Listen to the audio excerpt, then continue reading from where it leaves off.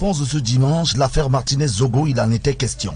Après le passage au tribunal militaire des accusés dans l'affaire Martinez, des rebondissements, il en était question, mais bien plus, un élément non négligeable, c'est celui de la première sortie des avocats de Amougou Belinga, une sortie qui détonne et prête à confusion selon Edmond Kamgia. Il faut bien qu'on dise les choses, on rétablisse les faits.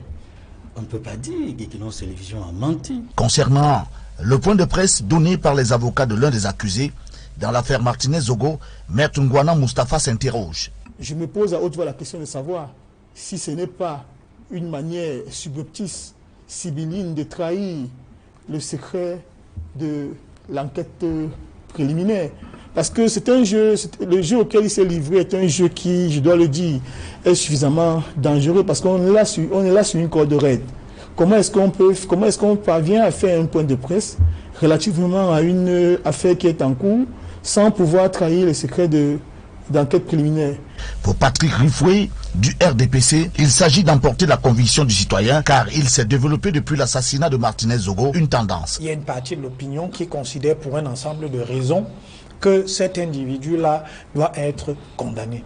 Et en face, vous avez des gens qui ont développé ce que moi j'appelle la présomption de non-culpabilité. C'est-à-dire qu'ils ont décidé, en dépit de tout bon sens, que X ou Y n'est absolument pas suspect. Et pourtant, lorsque dans votre conférence, vous concédez effectivement que votre client avait corrompu depuis longtemps un des principaux responsables de notre service d'intelligence, et que contre de l'argent, il lui fournissait des informations sécuritaires qui n'ont pas vocation à se retrouver entre les mains d'une personne privée, on est en droit de s'interroger. Pour Charles Ndikam du MRC, et je rappelle ici qu'à part le chef de l'État, personne ne bénéficie d'immunité. Tous ceux qui ont été cités devraient être aujourd'hui au 7.